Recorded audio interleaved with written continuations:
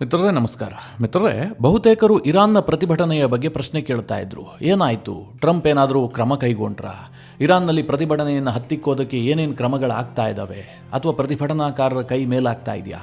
ಇದೆಲ್ಲದರ ಬಗ್ಗೆ ಎಲ್ಲರಿಗೂ ಕೂಡ ಕುತೂಹಲ ಇದೆ. ಇದರ ನಡುವೆ ಇರಾನ್ನಲ್ಲಿ ಕೆಲವೊಂದಷ್ಟು ಮೇಜರ್ ಆದಂಥ ಡೆವಲಪ್ಮೆಂಟ್ಗಳಾಗಿದ್ದಾವೆ. ಮೊದಲನೇದಾಗಿ, ತನ್ನ ಪರವಾಗಿ ಒಂದಷ್ಟು ಜನರನ್ನು ರಸ್ತೆಗಿಳಿಸೋದಕ್ಕೆ ಖಮೇನಿ ಮುಂದಾಗಿದ್ದಾನೆ. ಈಗಾಗಲೇ ಖಮೇನಿ ಪರವಾಗಿ ಪ್ರೊಟೆಸ್ಟ್ಗಳು ಆರಂಭಗೊಂಡಿದ್ದಾವೆ. ಇನ್ನೊಂದು ಕಡೆಯಲ್ಲಿ ಇರಾನ್ನ ಸರ್ಕಾರ ಒಂದು ತೀರ್ಮಾನ ಮಾಡಿದೆ. ಪ್ರತಿಭಟನೆಯಲ್ಲಿ ಸಿಕ್ಕಿ ಬೀಳುವಂಥ ಪ್ರತಿಯೊಬ್ಬ ಆರೋಪಿಗೂ ಕೂಡ ಕಠಿಣವಾದಂಥ ಶಿಕ್ಷೆ, ಕೆಲವರಿಗೆ ಗಲ್ಲು ಶಿಕ್ಷೆ, ಈಗಾಗಲೇ ಓರ್ವ ವ್ಯಕ್ತಿಗೆ ಗಲ್ಲು ಶಿಕ್ಷೆಯನ್ನು ಕೂಡ ಘೋಷಣೆ ಮಾಡಾಗಿದೆ. ಇದು ಬಹಳ ದೊಡ್ಡ ಸಂಚಲನಕ್ಕೆ ಕಾರಣ ಆಗಿದೆ. ಇನ್ನು ಇರಾನ್ನಲ್ಲಿ ಇಂಟರ್ನೆಟ್ ಬ್ಲ್ಯಾಕ್ಔಟ್ ಮಾಡಲಾಗಿದೆಯಲ್ಲ, ಈ ಸಂದರ್ಭದಲ್ಲಿ ಅಮೆರಿಕ ಒಂದು ತೀರ್ಮಾನ ಕೈಗೊಂಡಿತ್ತು. ಇಲಾನ್ ಮಾಸ್ಕ್ ಅವರ ಸ್ಟಾರ್ಲಿಂಕ್ ಮೂಲಕವಾಗಿ ಇಂಟರ್ನೆಟ್ ಪ್ರೊವೈಡ್ ಮಾಡೋದಕ್ಕೆ ಅಮೆರಿಕ ಸರ್ಕಾರ ಯೋಚನೆ ಮಾಡಿತ್ತು. ಆದರೆ ಅದಕ್ಕೆ ಈಗ ಕಿಲ್ ಸ್ವಿಚ್ ಅಡ್ಡಿಯಾಗಿದೆ. ಈ ವಿಚಾರದಲ್ಲಿ ಚೈನಾ ಅಥವಾ ರಷ್ಯಾ ಇರಾನ್ಗೆ ಸಹಕಾರ ಕೊಟ್ಟ ಬಗ್ಗೆಯೂ ಕೂಡ ಅನುಮಾನ ವ್ಯಕ್ತವಾಗ್ತಾ ಇದೆ.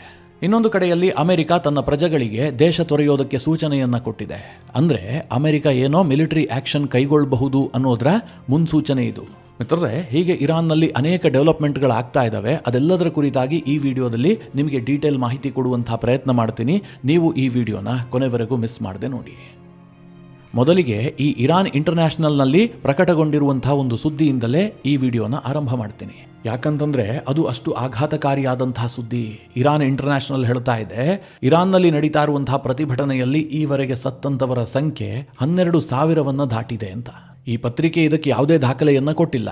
ಅವರೇನು ವರದಿ ಮಾಡಿದ್ದಾರೆ ಅಂತಂದ್ರೆ, ತನ್ನ ಮೂಲಗಳನ್ನು ಆಧರಿಸಿ ಜೊತೆಗೆ ವೈದ್ಯಕೀಯ ಮಾಹಿತಿಯನ್ನು ಆಧರಿಸಿ ನಾವು ಈ ಕನ್ಕ್ಲೂಷನ್ಗೆ ಬಂದಿದ್ದೀವಿ ಅಂತ ಅವರು ಈ ಸುದ್ದಿಯನ್ನು ಪ್ರಕಟಿಸಿದ್ದಾರೆ. ಮಿತ್ರರೇ, ಈ ಸುದ್ದಿಯ ಮೇಲೆ ನನಗೇನು ಅಷ್ಟಾಗಿ ನಂಬಿಕೆ ಇಲ್ಲ.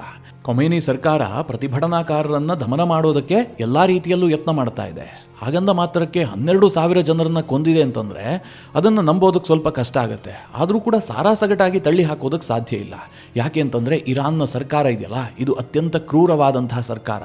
ಆದರೆ ಇನ್ನುಳಿದಂತೆ ಬಹುತೇಕ ಪತ್ರಿಕೆಗಳು ವರದಿ ಮಾಡ್ತಿರುವಂತಹದ್ದು, ಈವರೆಗೆ ಇರಾನ್ನ ಈ ಪ್ರತಿಭಟನೆಯಲ್ಲಿ 646 ಮಂದಿ ಸಾವಿಗೀಡಾಗಿದ್ದಾರೆ ಅಂತ. ಗೊತ್ತಿಲ್ಲ 12,000 ಸತ್ಯವೋ 646 ಸತ್ಯವೋ, ಒಟ್ಟಿನಲ್ಲಿ ಇರಾನ್ನಲ್ಲಿ ಜನ ಮಾತ್ರ ಸಾಯ್ತಾ ಇದ್ದಾರೆ, ಅದರಲ್ಲಿ ಯಾವುದೇ ಡೌಟ್ ಇಲ್ಲ. ಇದೆಲ್ಲದರ ನಡುವೆ ಖಮೇನಿಯ ವಿರುದ್ಧವಾಗಿ ದೊಡ್ಡ ಮಟ್ಟದಲ್ಲಿ ಪ್ರತಿಭಟನೆ ಆಗ್ತಾ ಇದೆಯಲ್ಲ, ಇರಾನ್ನಾದ್ಯಂತ ಪ್ರತಿಭಟನೆ ಆಗ್ತಾ ಇದೆ. ಇದರ ವಿರುದ್ಧವಾಗಿ, ಅಂದರೆ ಈ ಪ್ರತಿಭಟನೆಯ ವಿರುದ್ಧವೇ ಇನ್ನೊಂದು ಪ್ರತಿಭಟನೆಯನ್ನ ಖಮೇನಿ ಸರ್ಕಾರವೇ ಮಾಡಿಸ್ತಾ ಇದೆ. ಅಯತುಲ್ಲಾ ಅಲಿ ಖಮೇನಿ ಸರ್ಕಾರವನ್ನು ಬೆಂಬಲಿಸುವಂತಹ ಸಾವಿರಾರು ಜನ ಒಂದೇ ಕಡೆಯಲ್ಲಿ ಸೇರಿಕೊಂಡು ಸರ್ಕಾರದ ಪರವಾಗಿ ಘೋಷಣೆಯನ್ನು ಕೂಗಿದ್ದಾರೆ. ಜೊತೆಗೆ ಇಸ್ರೇಲ್ ಮತ್ತು US ವಿರುದ್ಧವಾಗಿಯೂ ಕೂಡ ಇವರು ಘೋಷಣೆಗಳನ್ನು ಕೂಗಿದ್ದಾರೆ. ಇರಾನನ್ನು ಅಸ್ಥಿರಗೊಳಿಸಿ ಇಡೀ ಇರಾನನ್ನು ವಶಕ್ಕೆ ಪಡೆಯುವಂತಹ ಹುನ್ನಾರವನ್ನ ಅಮೆರಿಕ ಮಾಡಿದೆ. ಇದೆಲ್ಲದರ ಹಿಂದೆ ಇರುವಂತಹದ್ದು ಇಸ್ರೇಲ್. ಹೀಗಂತ ಪ್ರತಿಭಟನಾ ರ್ಯಾಲಿಯಲ್ಲಿ ಆಕ್ರೋಶವನ್ನು ಹೊರಹಾಕಿ ಇರಾನ್ನ ಸರ್ಕಾರದ ಬೆಂಬಲಕ್ಕೆ ನಿಂತುಕೊಂಡಿದ್ದಾರೆ. ಮಿತ್ರರೇ, ಇರಾನ್ನಲ್ಲಿ 2 ವರ್ಗದ ಜನ ಇದ್ದಾರೆ. ಒಂದು ಕಟ್ಟರ್ ಆಗಿ ಇಸ್ಲಾಮನ್ನು ಫಾಲೋ ಮಾಡುವಂಥವರು, ಅವರು ಈ ಅಯತುಲ್ಲಾ ಅಲಿ ಖಮೇನಿಗೆ ಲಾಯಲ್ ಆಗಿದ್ದಾರೆ. ಅವರು ಅಮೆರಿಕ ಮತ್ತು ಇಸ್ರೇಲನ್ನು ವಿಪರೀತವಾಗಿ ಹೇಟ್ ಮಾಡ್ತಾರೆ. ಒಂದು ಅಂದಾಜಿನ ಪ್ರಕಾರ ಇರಾನ್ನಲ್ಲಿ ಇವರ ಜನಸಂಖ್ಯೆ ಒಂದು 30% ಇರಬಹುದಷ್ಟೇ. ಇವರು ಸರ್ಕಾರದ ಪರವಾಗೂ ಇದ್ದಾರೆ, ಕಟ್ಟರ್ ಆಗಿ ಇಸ್ಲಾಮನ್ನು ಕೂಡ ಫಾಲೋ ಮಾಡ್ತಾರೆ. ಅದೇ ಮಿತ್ರರೇ, ಇನ್ನೊಂದು ಬಹಳ ದೊಡ್ಡ ವರ್ಗ ಇದೆ. ಅವರು ಲಿಬರಲ್ ಆದಂತಹ ಒಂದು ಇರಾನನ್ನು ಬಯಸ್ತಾರೆ. ಅವರಿಗೆ ಈ ಇಸ್ಲಾಮನ್ನು ಕಟ್ಟರಾಗಿ ಆಚರಣೆ ಮಾಡೋದು ಇಷ್ಟ ಇಲ್ಲ. ಮುಲ್ಲಾ ಮೌಲ್ವಿಗಳು ದೇಶವನ್ನು ನಡೆಸೋದು ಕೂಡ ಇಷ್ಟ ಇಲ್ಲ. ಇವರು ಬಹಳ ದೊಡ್ಡ ಸಂಖ್ಯೆಯಲ್ಲಿದ್ದಾರೆ. ಇದರಲ್ಲಿ ಬಹುತೇಕರು ಈ ಹಿಂದೆ ಇದ್ದಂತಹ ಶಾ ಆಡಳಿತವನ್ನು ಬೆಂಬಲಿಸ್ತಾರೆ. ಮತ್ತೆ ಇರಾನ್ನಲ್ಲಿ ಶಾಗಳ ಆಡಳಿತ ಬರಬೇಕು ಅಂತ ಒಲವನ್ನು ಹೊಂದಿರುವಂತಹ ಜನ. ಇರಾನ್ನಲ್ಲಿ ಇವರ ಸಂಖ್ಯೆ ಒಂದು ಟೈಮ್ನಲ್ಲಿ ಬಹಳ ಮಟ್ಟಿಗೆ ಕುಸಿದಿತ್ತು. ಯಾಕೆ ಕೇಳಿದ್ರೆ 1979ರಲ್ಲಿ ಇಡೀ ಇರಾನನ್ನ ಈ ಕಟ್ಟರ್ ಇಸ್ಲಾಮಿಕ್ ಪಂಥದವರು ತನ್ನ ಕೈವಶ ಮಾಡಿಕೊಂಡ್ರಲ್ಲ, ಅದಾದ ಬಳಿಕ ಅಲ್ಲಿನ ಎಜುಕೇಷನ್ ಮೇಲೆ ಇವರು ಬಹಳ ಮಟ್ಟಿನ ಪ್ರಭಾವವನ್ನು ಬೀರಿದ್ದಾರೆ. ಹೀಗಾಗಿ ಹಂತ ಹಂತವಾಗಿ ರಾಜಾಡಳಿತದ ಬಗ್ಗೆ ಅಲ್ಲಿನ ಜನರಿಗೆ ಒಲವಿತ್ತಲ್ಲ, ಅದನ್ನು ಸರ್ಕಾರ ಹತ್ತಿಕ್ಕುವಲ್ಲಿ ಯಶಸ್ವಿಯಾಗಿತ್ತು. ಆದರೆ ಯಾವಾಗ ಕಳೆದ ಒಂದು 10-15 ವರ್ಷಗಳಲ್ಲಿ ನಿರಂತರವಾಗಿ ಈ ಸರ್ಕಾರ ವೈಫಲ್ಯವನ್ನು ಕಾಣೋದಕ್ಕೆ ಶುರುವಾಯಿತು, ಇರಾನ್ನಲ್ಲಿ ಆರ್ಥಿಕ ಸಂಕಷ್ಟಗಳು ಶುರುವಾದವಲ್ಲ, ಈ ಸರ್ಕಾರವನ್ನು ವಿರೋಧಿಸಿ ರಾಜಾಡಳಿತವನ್ನು ಬೆಂಬಲಿಸುವಂಥವರ ಸಂಖ್ಯೆ ದಿನೇ ದಿನೇ ಜಾಸ್ತಿ ಆಗೋದಕ್ಕೆ ಶುರುವಾಗಿದೆ. ಈಗ ಖಮೇನಿ ಸರ್ಕಾರದ ವಿರುದ್ಧ ಪ್ರತಿಭಟನೆ ಮಾಡ್ತಾ ಇರುವಂಥವರು ಕೂಡ ಇವರೇ. ಇದಕ್ಕೆ ಇರಾನ್ನ ಸರ್ಕಾರದ ಕೌಂಟರ್ ಪ್ಲಾನ್ ಏನು ಕೇಳಿದ್ರೆ, ತನ್ನನ್ನು ಬೆಂಬಲಿಸುವಂತಹ ಒಂದು ವರ್ಗ ಇದೆಯಲ್ಲ, ಅವರನ್ನ ಈಗ ಬೀದಿಗಿಳಿಸಿ ಇವರ ವಿರುದ್ಧವಾಗಿ ಇನ್ನೊಂದು ಪ್ರತಿಭಟನೆಯನ್ನ ಮಾಡಿಸ್ತಾ ಇದೆ. ಜೊತೆಗೆ ಇರಾನ್ನ ಸರ್ಕಾರದ ಹಿಡಿತದಲ್ಲಿರುವಂತಹ ಸ್ಟೇಟ್ ಮೀಡಿಯಾಗಳನ್ನು ಬಳಸಿಕೊಂಡು ಈ ಪ್ರತಿಭಟನಾಕಾರರನ್ನ ಅಮೆರಿಕದ ಕೈಗೊಂಬೆಗಳು, ಇಸ್ರೇಲ್ ಇವರಿಗೆ ಫಂಡಿಂಗ್ ಮಾಡ್ತಾ ಇದೆ, ಈ ರೀತಿಯಾದಂತಹ ನರೇಟಿವ್ ಅನ್ನು ಬಿಲ್ಡ್ ಮಾಡಲಾಗ್ತಾ ಇದೆ. ಒಂದು ವೇಳೆ ಇರಾನ್ನಲ್ಲಿರುವಂತಹ ಖಮೇನಿ ಸರ್ಕಾರ ಹೋಗಿದ್ದೆ ಆದರೆ ಇರಾನ್ ಅಮೆರಿಕದ ಕೈವಶ ಆಗತ್ತೆ. ಇವತ್ತು ವೆನೆಜುಲಾದ ಪರಿಸ್ಥಿತಿ ಹೇಗೆ ಬಂದಿದೆಯೋ ಅದೇ ಪರಿಸ್ಥಿತಿಗೆ ಇರಾನ್ ಹೋಗ್ಬಿಡುತ್ತೆ ಅಂತ ಇವರೊಂದು ನರೇಟಿವ್ ಬಿಲ್ಡ್ ಮಾಡ್ತಾ ಇದ್ದಾರೆ. ಒಂದು ಕಡೆ ರಾಷ್ಟ್ರೀಯತೆಯನ್ನು ಬೆಳೆಸುವಂಥದ್ದು, ಇನ್ನೊಂದು ಕಡೆಯಲ್ಲಿ ಖೊಮೇನಿ ಸರ್ಕಾರದ ವಿರುದ್ಧವಾಗಿ ಪ್ರತಿಭಟನೆ ಮಾಡುವಂಥವರನ್ನ ರಾಷ್ಟ್ರದ್ರೋಹಿಗಳು ಅನ್ನುವ ರೀತಿಯಲ್ಲಿ ಬಿಂಬಿಸುವಂಥದ್ದು. ಈ ಪ್ರಯತ್ನಕ್ಕೆ ಇರಾನ್ನ ಸರ್ಕಾರ ಇಳಿದಿದೆ. ಇದರಲ್ಲಿ ಯಾರು ಗೆಲ್ತಾರೆ ಅಂತ ಈಗಲೇ ಹೇಳೋದಕ್ಕೆ ಸಾಧ್ಯ ಇಲ್ಲ. ಅಮೆರಿಕ ಎಷ್ಟು ಪ್ರಬುದ್ಧವಾಗಿ ವರ್ತಿಸುತ್ತೋ ಅದರ ಮೇಲೆ ಇದು ಡಿಪೆಂಡ್ ಆಗುತ್ತೆ. ಈ ಟ್ರಂಪ್ ಒಬ್ಬ ಹುಚ್ಚಪ್ಪ ಆಗಿರೋದ್ರಿಂದ ಏನು ಪ್ರೆಡಿಕ್ಟ್ ಮಾಡೋದಕ್ಕೆ ಸಾಧ್ಯ ಇಲ್ಲ. ಒಂದು ಕಡೆ ಜನರನ್ನು ಸಾಯೋದಕ್ಕೆ ಬಿಟ್ಬಿಟ್ಟು ಧಮಕಿ ಹಾಕ್ತಾ, ಇನ್ನೊಂದು ಕಡೆಯಲ್ಲಿ ತೆರೆಮರೆಯಲ್ಲಿ ಇರಾನ್ ಜೊತೆಗೆ ಡೀಲ್ ಮುಗಿದು ಹೋಗ್ಬಿಟ್ಟಿದೆ, ಇರಾನ್ ನಾವು ಹೇಳಿದ್ದಕ್ಕೆಲ್ಲ ಒಪ್ಕೊಂಡ್ಬಿಟ್ಟಿದೆ, ನಾನೊಬ್ಬ ಶಾಂತಿಯ ಪ್ರವರ್ತಕ, ನನಗೆ ನೊಬೆಲ್ ಸಿಗಬೇಕು ಅಂತ ಆತ ಕೂತಿದ್ದೆ. ಆದರೆ ಪ್ರತಿಭಟನೆ ಮಾಡಿದವರು ನಂತರ ಗಲ್ಲಿಗೇರಬೇಕಾಗತ್ತಷ್ಟೇ. ಯಾಕೆ ಕೇಳಿದ್ರೆ ಇರಾನ್ನಲ್ಲಿ ಈಗಾಗಲೇ ಗಲ್ಲಿಗೇರಿಸುವಂತಹ ಕೆಲಸವೂ ಕೂಡ ಒಂದು ಕಡೆಯಿಂದ ಆರಂಭಗೊಳ್ತಾ ಇದೆ. ಈಗಾಗಲೇ ಓರ್ವ 26 ವರ್ಷದ ಯುವಕನಿಗೆ ಇರಾನ್ನಲ್ಲಿ ಮರಣದಂಡನೆಯನ್ನು ಘೋಷಿಸಲಾಗಿದೆ. ಆತನ ಹೆಸರು ಇರ್ಫಾನ್ ಸುಲ್ತಾನಿ ಅಂತ. ಈತನ ತಪ್ಪೇನು ಕೇಳಿದ್ರೆ ಖೊಮೇನಿಯ ವಿರುದ್ಧ ಪ್ರತಿಭಟನೆಯಲ್ಲಿ ಭಾಗಿಯಾಗಿದ್ದು. ಈತನನ್ನ ಜನವರಿ 8ರಂದು ಬಂಧಿಸಲಾಗಿತ್ತು. ಅದಾಗಿ 2 ದಿನಗಳಲ್ಲಿ ಅಂದರೆ 11ನೇ ತಾರೀಕು ಈತನಿಗೆ ಮರಣದಂಡನೆಯನ್ನು ಘೋಷಿಸಲಾಗಿದೆ. ಯಾವುದೇ ಟ್ರಯಲ್ ಇಲ್ಲ, ಯಾವುದೇ ರೀತಿಯಲ್ಲೂ ವಿಚಾರಣೆ ನಡೆಸಿಲ್ಲ. ಆದರೂ ಸಹ ಇರಾನ್ನ ಕೋರ್ಟ್ ಈ ಇರ್ಫಾನ್ ಸುಲ್ತಾನಿಗೆ ಡೆತ್ ಪೆನಾಲ್ಟಿಯನ್ನು ಘೋಷಿಸಿದೆ. ಎಷ್ಟು ಕ್ರೂರವಾಗಿ ಇರಾನ್ನ ಸರ್ಕಾರ ವರ್ತಿಸ್ತಾ ಇದೆ ಅಂತಂದ್ರೆ, ಈ ಡೆತ್ ಪೆನಾಲ್ಟಿಗೆ ಒಳಗಾಗಿರುವಂತಹ ಇರ್ಫಾನ್ ಸುಲ್ತಾನಿಗೆ ತನ್ನ ಫ್ಯಾಮಿಲಿಯನ್ನ ಭೇಟಿಯಾಗೋದಕ್ಕೆ ಕೇವಲ 10 ನಿಮಿಷದ ಅವಕಾಶವನ್ನು ಮಾತ್ರ ಕೊಡಲಾಗಿದೆಯಂತೆ. ಮೇಲ್ಮನವಿ ಸಲ್ಲಿಸೋದಕ್ಕೂ ಕೂಡ ಅವಕಾಶ ಇಲ್ಲ. ಆತನಿಗೆ ಫಿಕ್ಸ್ ಆದಂತಹ ಡೇಟ್ನಲ್ಲಿ ಡೆತ್ ಪೆನಾಲ್ಟಿ ಆಗುತ್ತೆ. ಮಿತ್ರರೇ, ಇರಾನ್ನಲ್ಲಿ ಗಲ್ಲು ಶಿಕ್ಷೆ ಮಾಮೂಲಿ. ಈ ಹಿಂದೆ 12 ದಿನದ ಯುದ್ಧ ಆಯ್ತಲ್ಲ, ಇಸ್ರೇಲ್ ಇರಾನ್ ಮೇಲೆ ಯುದ್ಧ ಮಾಡ್ತಲ್ಲ. ಅದಾದ ಬಳಿಕ ಇರಾನ್ಗೆ ಏನು ಅನ್ನಿಸ್ತು, ತನ್ನ ದೇಶದ ಒಳಗೆ ಇಸ್ರೇಲನ್ನು ಬೆಂಬಲಿಸುವಂತಹ ಜನ ಇದ್ದಾರೆ, ಅಂದರೆ ಇಸ್ರೇಲ್ನ ಸ್ಪೈಗಳಿದ್ದಾರೆ ಅಂತ. ಹೀಗಾಗಿ ಯಾರ್ಯಾರ ಮೇಲೆ ಸಣ್ಣ ಸಣ್ಣ ಅನುಮಾನ ಬರುತ್ತೋ ಅವರನ್ನೆಲ್ಲ ಬಂಧಿಸಲಾಯಿತು. ಪ್ರಾಪರ್ ಆದಂತಹ ವಿಚಾರಣೆಯನ್ನೇ ನಡೆಸಿಲ್ಲ. ಏಕಾಏಕಿಯಾಗಿ ಅವರೆಲ್ಲರಿಗೂ ಕೂಡ ಗಲ್ಲು ಶಿಕ್ಷೆಯನ್ನು ಘೋಷಿಸಲಾಯಿತು. ಹೀಗೆ ಇರಾನ್ನಲ್ಲಿ 2025ರಲ್ಲಿ ಗಲ್ಲು ಶಿಕ್ಷೆಗೆ ಒಳಗಾದಂಥವರ ಸಂಖ್ಯೆ ಸರಿಸುಮಾರು 1500ರಿಂದ 2200 ಇರಬಹುದು ಅಂತ ಅಂದಾಜು ಮಾಡಲಾಗಿದೆ. ಅಧಿಕೃತವಾದಂತಹ ಮಾಹಿತಿಗಳಿಲ್ಲ. NGOಗಳು ಏನು ಮಾಹಿತಿ ಕೊಡ್ತವಲ್ಲ ಅದರ ಆಧಾರದಲ್ಲಿ ಹೇಳಬೇಕಷ್ಟೇ. ಅಂತಹ ಪರಿಸ್ಥಿತಿ ಇರಾನ್ನಲ್ಲಿದೆ. ಒಂದು ವೇಳೆ ಈ ಪ್ರತಿಭಟನೆ ಯಶಸ್ವಿಯಾಗಿಲ್ಲ, ಖೊಮೇನಿ ಸರ್ಕಾರ ಹೀಗೆ ಮುಂದುವರಿತು ಅಂತ ಅಂದುಕೊಳ್ಳಿ, ಕನಿಷ್ಠ ಪಕ್ಷ ಒಂದು 2,000 3 ಸಾವಿರ ಜನರಿಗೆ ಇವರು ಡೆತ್ ಪೆನಾಲ್ಟಿಯನ್ನು ಘೋಷಣೆ ಮಾಡ್ತಾರೆ. ಇದೆಲ್ಲದರ ನಡುವೆ ಅಮೆರಿಕ ಮತ್ತು ಇರಾನ್ನ ನಡುವೆ ಏನು ನಡೀತಾ ಇದೆ ಅಂತ ಯಾರಿಗೂ ಅರ್ಥ ಆಗ್ತಾ ಇಲ್ಲ. ಟ್ರಂಪ್ ಒಂದು ಕಡೆ ಯುದ್ಧದ ಧಮಕಿ ಹಾಕ್ತಾ ಇದ್ದಾರೆ, ಇನ್ನೊಂದು ಕಡೆಯಲ್ಲಿ ಅಮೆರಿಕದ ವೈಟ್ ಹೌಸ್ ಹೇಳ್ತಾ ಇದೆ, ಮಾತುಕತೆಯ ಚಾನಲ್ ಕೂಡ ಓಪನ್ ಆಗಿದೆ, ನಮ್ಮ ಮೊದಲ ಪ್ರಯಾರಿಟಿ ಮಾತುಕತೆ ಅಂತ. ಇದು ಈ ಇಡೀ ಇರಾನ್ನ ಪ್ರತಿಭಟನೆಯ ಪ್ರಕರಣಕ್ಕೆ ಒಂದು ಆಶ್ಚರ್ಯಕರ ತಿರುವು. ವೈಟ್ ಹೌಸ್ ಹೇಳಿಕೆ ಏನು ಕೇಳಿದ್ರೆ, ಅಮೆರಿಕದ ಅಧ್ಯಕ್ಷ ಡೊನಾಲ್ಡ್ ಟ್ರಂಪ್ ಅವರು ಇರಾನ್ ಮೇಲಿನ ಸೈನಿಕ ದಾಳಿಯ ಆಯ್ಕೆಯನ್ನು ಇನ್ನೂ ಸಹ ಕೈಬಿಟ್ಟಿಲ್ಲ. ಆದರೆ ಮಾತುಕತೆ ಅವರ ಮೊದಲ ಆಯ್ಕೆಯಾಗಿದೆ. ಇರಾನ್ ಒಂದು ವೇಳೆ ಒಪ್ಪಿ ಮಾತುಕತೆಗೆ ಬಂದಿದ್ದೇ ಆದರೆ ಮಾತುಕತೆ ಮೂಲಕ ಬಗೆಹರಿಸಿಕೊಳ್ಳೋದಕ್ಕೆ ಅಮೆರಿಕ ಈಗಲೂ ಕೂಡ ಮೊದಲ ಪ್ರಾಶಸ್ತ್ಯವನ್ನು ಕೊಡ್ತಾ ಇದೆ, ಹೀಗಂತ ವೈಟ್ ಹೌಸ್ ಘೋಷಣೆ ಮಾಡಿದೆ. ಇನ್ನೊಂದು ಕಡೆಯಲ್ಲಿ ಇರಾನ್ನ ವಿದೇಶಾಂಗ ಸಚಿವರಾಗಿರುವಂತಹ ಅಬ್ಬಾಸ್ ಅರಾಕ್ಚಿ, ನಾವು ಕೂಡ ನ್ಯಾಯೋಚಿತ ಮಾತುಕತೆಗೆ ಸಿದ್ಧ ಇದ್ದೀವಿ, ಹಾಗೆ ಯುದ್ಧಕ್ಕೂ ಕೂಡ ಇರಾನ್ ಸಿದ್ಧ ಇದೆ ಅಂತ ಮೆಸೇಜ್ ಪಾಸ್ ಮಾಡಿದ್ದಾರೆ. ನನಗೊತ್ತಿಲ್ಲ ಮಿತ್ರರ, ಇರಾನ್ ಅದು ಹೇಗೆ ಯುದ್ಧ ಮಾಡುತ್ತೆ ಅಂತ. ಅಮೆರಿಕವನ್ನು ಯಾವ ರೂಪದಲ್ಲೂ ತಲುಪೋದಕ್ಕೆ ಅವ್ರಿಗೆ ಸಾಧ್ಯ ಇಲ್ಲ. ಅವ್ರು ಹೆಚ್ಚು ಅಂತಂದರೆ ಇಸ್ರೇಲ್ ಮೇಲೆ ಒಂದಷ್ಟು ಮಿಸೈಲ್ಗಳನ್ನು ಹಾರಿಸಬಹುದಷ್ಟೇ. ಇಲ್ಲದೆ ಹೋದರೆ ಪಶ್ಚಿಮ ಏಷ್ಯಾದ ಅಮೆರಿಕದ ಸೇನಾ ನೆಲೆಗಳನ್ನು ಗುರಿ ಮಾಡಬಹುದು. ಆದರೆ ವಿಪರ್ಯಾಸ ಏನು ಗೊತ್ತಾ, ಅದರಲ್ಲಿ ಬಹುತೇಕ ದೇಶಗಳು ಮುಸ್ಲಿಂ ರಾಷ್ಟ್ರಗಳೇ ಇರುವಂತಹದ್ದು. ಅದರಲ್ಲಿ ಕೆಲ ದೇಶಗಳು ಇರಾನ್ ಜೊತೆಗೆ ಉತ್ತಮ ಸಂಬಂಧವನ್ನು ಇಟ್ಟುಕೊಂಡಿದ್ದಾವೆ. ಇಂತಹ ಸನ್ನಿವೇಶದಲ್ಲಿ ಇರಾನ್ ಆ ದೇಶಗಳ ಮೇಲಿನ ಅಮೆರಿಕದ ಸೇನಾ ನೆಲೆಗಳ ಮೇಲೆ ಹೇಗೆ ದಾಳಿ ಮಾಡೋದಕ್ಕೆ ಸಾಧ್ಯ? ಆದರೂ ಸಹ ಇರಾನ್ ಸ್ಟೇಟ್ಮೆಂಟ್ ಕೊಡ್ತಾ ಇದೆ, ನಾವು ಯುದ್ಧಕ್ಕೆ ಸಿದ್ಧ ಇದ್ದೀವಿ ಅಂತ. ಮಿತ್ರರೇ, ಅಮೆರಿಕ ಯಾವಾಗಲೂ ಕೂಡ ಇಂತಹ ಸನ್ನಿವೇಶದಲ್ಲಿ ಸಾಕಷ್ಟು ಕನ್ಫ್ಯೂಷನನ್ನು ಕ್ರಿಯೇಟ್ ಮಾಡುತ್ತೆ. ಅವರು ಯುದ್ಧ ಮಾಡ್ತಾರಾ ಇಲ್ವಾ, ಮಾತುಕತೆ ಮಾಡ್ಕೊಳ್ತಾರಾ, ಏನೂ ಗೊತ್ತಾಗೋದಿಲ್ಲ. ಈ ಹಿಂದೆಯೂ ಕೂಡ 12 ದಿನದ ಯುದ್ಧ ಆಯ್ತಲ್ಲ, ಆಗ ಅಮೆರಿಕ ಏನು ಮಾಡಿತ್ತು ಗೊತ್ತಾ, ಇರಾನನ್ನು ಮಾತುಕತೆಗೆ ಆಹ್ವಾನಿಸಿತ್ತು.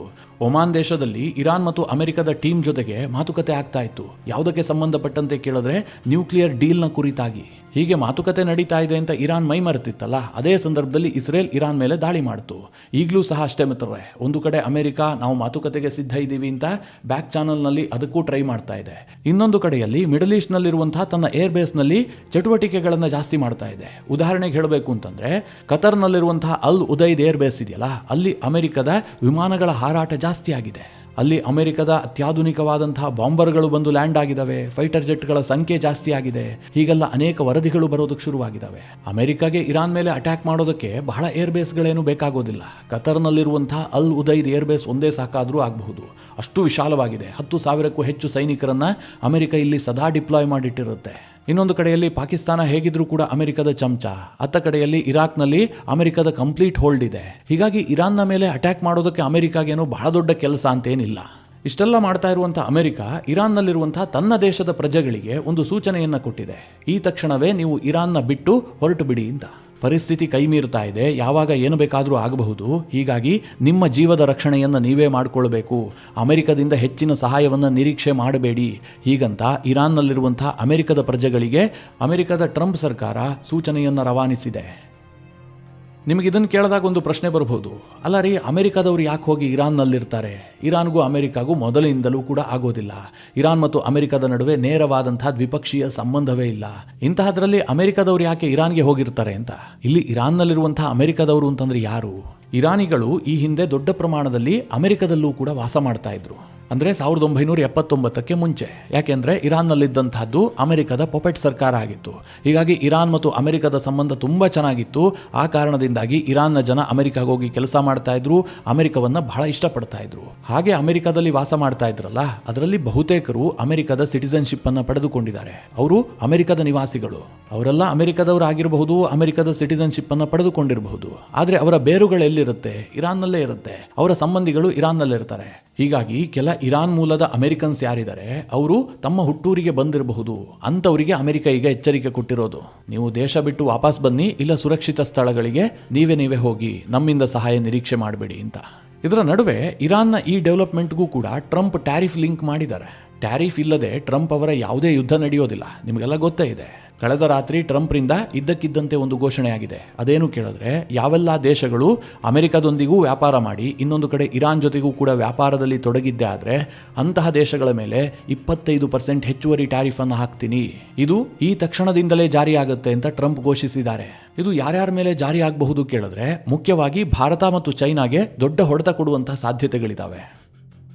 ಯಾಕೆ ಕೇಳಿದ್ರೆ, ಭಾರತ ಇರಾನ್ ಜೊತೆಗೂ ಕೂಡ ವ್ಯಾಪಾರವನ್ನು ಇಟ್ಟುಕೊಂಡಿದೆ. ಬಹಳ ದೊಡ್ಡ ಪ್ರಮಾಣದಲ್ಲಿ ಏನಿಲ್ಲ, ವಾರ್ಷಿಕವಾಗಿ ಸರಿಸುಮಾರು 1.4 $1.5 ಬಿಲಿಯನ್ ಮೊತ್ತದ ವ್ಯಾಪಾರ ನಡೆಯುತ್ತೆ. ಭಾರತ ಅತ್ಯಂತ ಮುಖ್ಯವಾಗಿ ಇರಾನ್ಗೆ ರೈಸನ್ನು ಸಪ್ಲೈ ಮಾಡುತ್ತೆ, ಜೊತೆಗೆ ಸಾಂಬಾರ ಪದಾರ್ಥವನ್ನು ಕಳುಹಿಸಿಕೊಡುತ್ತೆ. ಹಾಗೆ ಕಾಫಿ ಟೀ ವ್ಯವಹಾರವೂ ಕೂಡ ಸ್ವಲ್ಪ ನಡೆಯುತ್ತೆ. ಒಂದು ವೇಳೆ ಟ್ರಂಪ್ ಏನಾದರೂ ಇದನ್ನೇ ಟಾರ್ಗೆಟ್ ಮಾಡಿಬಿಟ್ಟು ಭಾರತದ ಮೇಲೆ 25% ಹೆಚ್ಚುವರಿ ಟ್ಯಾರಿಫ್ ಹಾಕಿದ್ದೆ ಆದರೆ ಭಾರತ 75% ಟ್ಯಾರಿಫ್ಗೆ ಗುರಿಯಾಗಬೇಕಾಗತ್ತೆ. ಮಿತ್ರರೇ, ಎಂತಹ ವಿಪರ್ಯಾಸ ಕೇಳಿದ್ರೆ, ಇಂತಹ ವಿಚಾರಗಳನ್ನು ಬಹಳ ನೆಗ್ಲೆಕ್ಟ್ ಮಾಡಿ ಲೈಟಾಗೂ ಹೇಳುವ ಹಾಗಿಲ್ಲ, ಬಹಳ ಸೀರಿಯಸ್ ಆಗಿ ದೊಡ್ಡ ವಿಚಾರ ಅಂತ ಕೂಡ ತಿಳಿಸುವ ಹಾಗಿಲ್ಲ. ಅಮೆರಿಕ ಹೇಗೆ ಮಾಡುತ್ತೆ, ಟ್ರಂಪ್ ಹೇಗೆ ವರ್ತಿಸ್ತಾರೆ ಅಂತ ಯಾರಿಗೂ ಅರ್ಥ ಆಗದೇ ಇರುವಂತಹ ಪರಿಸ್ಥಿತಿ ಇದು. ಇನ್ನು ಇರಾನ್ನ ಈ ಪ್ರತಿಭಟನೆಗೆ ಯುರೋಪ್ನ ರಾಷ್ಟ್ರಗಳಿಂದಲೂ ಕೂಡ ಬೆಂಬಲ ವ್ಯಕ್ತವಾಗ್ತಾ ಇದೆ. ಯುರೋಪ್ನಲ್ಲಿ ಪಕ್ಷಭೇದ ಮರೆತು ಇರಾನ್ನ ಪ್ರತಿಭಟನಾಕಾರರಿಗೆ ಅವರು ಬೆಂಬಲಿಸ್ತಾ ಇದ್ದಾರೆ. ಅದು UK, ಫ್ರಾನ್ಸ್, ಜರ್ಮನಿ, ಇಟಲಿ ಈ ಎಲ್ಲಾ ದೇಶಗಳಿಂದಲೂ ಕೂಡ ಪಕ್ಷಾತೀತವಾಗಿ ಬೆಂಬಲ ಕೊಡ್ತಾ ಇದ್ದಾರೆ. ಇದನ್ನ ಈಗ ಇರಾನ್ನ ಸರ್ಕಾರ ಬಹಳ ಸೀರಿಯಸ್ ಆಗಿ ಪರಿಗಣಿಸಿದೆ. UK, ಜರ್ಮನಿ, ಫ್ರಾನ್ಸ್, ಇಟಲಿ ಈ 4 ದೇಶದ ರಾಯಭಾರಿಗಳನ್ನ ಇರಾನ್ ತಕ್ಷಣದಿಂದಲೇ ವಾಪಸ್ ಕರೆಸಿಕೊಂಡಿದೆ. ಈ ದೇಶಗಳು ಇರಾನ್ನ ಆಂತರಿಕ ವಿಚಾರದಲ್ಲಿ ಹಸ್ತಕ್ಷೇಪ ಮಾಡ್ತಾ ಇದೆ ಅಂತ ಇರಾನ್ನ ಸರ್ಕಾರ ದೂರಿದೆ. ಇತ್ತೀಚೆಗೆ UKಯಲ್ಲಿರುವಂತಹ ಇರಾನ್ನ ರಾಯಭಾರ ಕಚೇರಿಯಲ್ಲಿ ಇರಾನ್ನ ಶಾಗಳ ಆಡಳಿತದ ಧ್ವಜವನ್ನು ಹಾರಿಸಲಾಗಿತ್ತು. ಅಲ್ಲಿದ್ದಂತಹ ಇರಾನ್ನ ಅಧಿಕೃತ ಧ್ವಜವನ್ನ ಕಿತ್ತೆಸೆಯಲಾಗಿತ್ತು. ಮಿತ್ರರೇ, ಈ ಎಲ್ಲ ವಿಚಾರಗಳ ಕುರಿತಾಗಿ ನಿಮ್ಮ ಅನಿಸಿಕೆ ಅಭಿಪ್ರಾಯಗಳೇನು? ಕಮೆಂಟ್ ಮಾಡುವ ಮೂಲಕ ನಮಗೆ ತಿಳಿಸಿ. ಹಾಗೆ ನಿಮಗೆ ಈ ವಿಡಿಯೋ ಇಷ್ಟವಾದರೆ ಲೈಕ್ ಮಾಡಿ. ಜೊತೆಗೆ ನೀವಿನ್ನೂ ನಿಮ್ಮ ನೆಚ್ಚಿನ ಸಂಸ್ಕಾರ ಸೌರಭ ಯೂಟ್ಯೂಬ್ ಚಾನಲ್ನ ಸಬ್ಸ್ಕ್ರೈಬ್ ಮಾಡಿಲ್ಲ ಅಂತಾದರೆ ಈ ಕೂಡಲೇ ಸಬ್ಸ್ಕ್ರೈಬ್ ಮಾಡಿ. ಮುಂದಿನ ಎಲ್ಲ ಅಪ್ಡೇಟ್ಗಳ ನೋಟಿಫಿಕೇಷನ್ಗಾಗಿ ಬೆಲ್ ಐಕಾನ್ ಒತ್ತಿ.